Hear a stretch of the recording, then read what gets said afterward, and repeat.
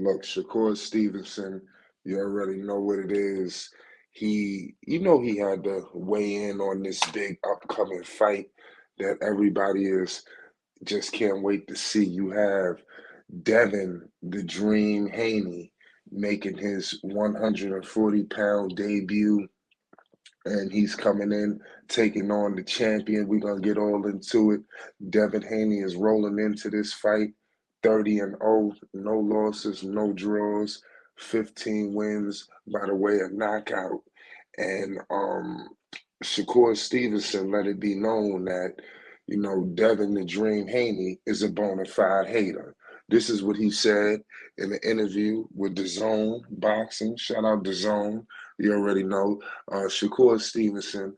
And it's crazy. Them two is a lot of back and forth. We really don't know what exactly went on in the negotiations and the talks, but Devin Haney let it be known that Shakur could have been his last fight at 135, but he put it up money and things like that. But bottom line, it was an offer on the table for this fight, so we can't say that anybody was running from each other.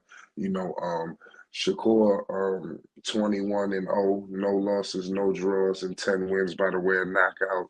He had his last fight, then he was just getting berated, at all of the stuff that people were saying about him. Make sure you hit the like button and you subscribe for more boxing news updates and more Flight Sports TV. He fought Edwin De Los Santos, and a lot of people felt like he was getting, just didn't really bring it the way people wanted to see it. But it is what it is at the end of the day. He walked away with the gold. And Devin Haney, of course, had this, that, and third to say on Twitter. We remember what he said, and he called him a hater. And he let it be known about this fight with Regis. Shout out Regis Prograis. A lot of people gonna get a good look at him. He's 34 years old. Southpaw, 29-1, and no draws, 24 wins by the way of knockout. His only loss was to Josh Taylor. The man that Teofimo Lopez just went buck wild on. We just got to call it how we see it. I want to give some quotes that Shakur Stevenson said about the keys to success for Regis Prograis. He let it be known that he let it be known that he has power. I think we all have to acknowledge the power that Regis can come with, because a lot of people feel like Devin Haney don't have a chin and things of that nature. And like I said, he was exposed by a lot of different people. If Regis Prograis catch him, I mean, it could be lights out. But he did say that Regis cannot be flat-footed in this fight. He can't be standing. It's just something that he has to do. And he said that basically he has to be able to pick his feet up. And and like I said, in sparring, he knows the power that he has, And to be honest with you, it's kind of troubling because you really don't know which style is best. You see Loma, he moved.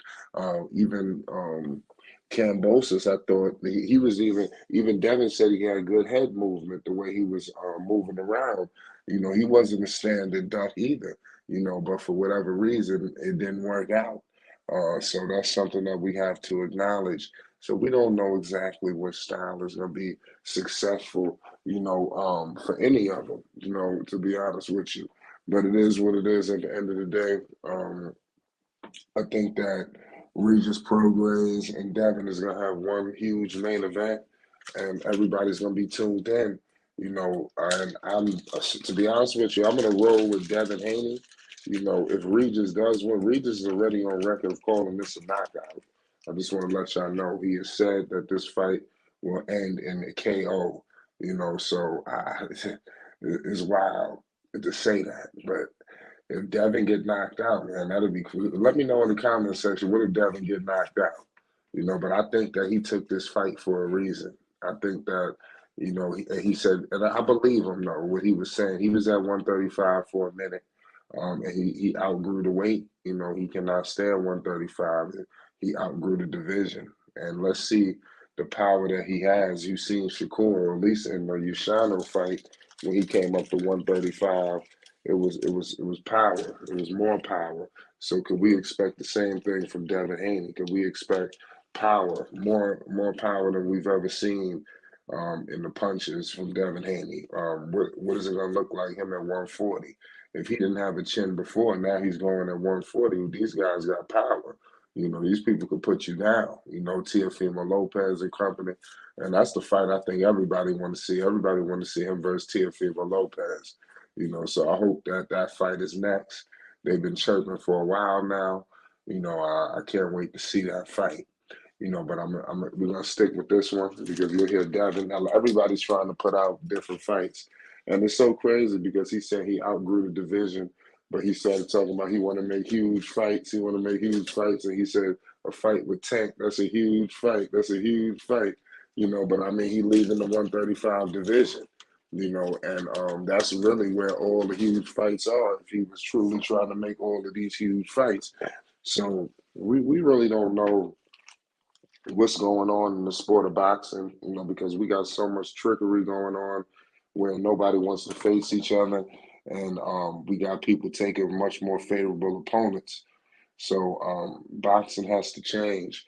I do think it needs to be some sort of council, ruling over affairs, because that way we have a situation where all of the fighters are able to fight, because nobody wants to have a situation where we don't get the fights we want to see, and then we get 10 years down the line and there's another Floyd Money Mayweather versus Pacquiao, because nobody wants to see that.